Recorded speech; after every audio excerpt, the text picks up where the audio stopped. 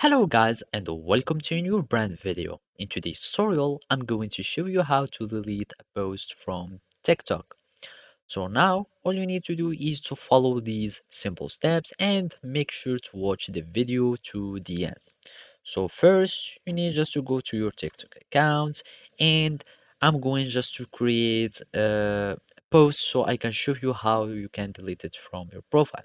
And as you can know, all your profiles, all your posts are located here on your profile and you can see them here. So basically, I'm just going to create some picture or create anything. So let's just create a text post. So basically, I'm just going to choose any font that I want. Post I want to delete.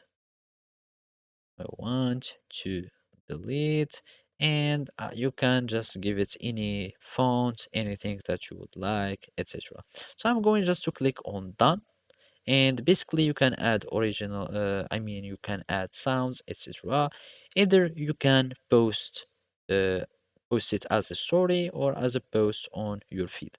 So I'm just posted on the feed and I will need just to reload my profile and as you can see this is my post here.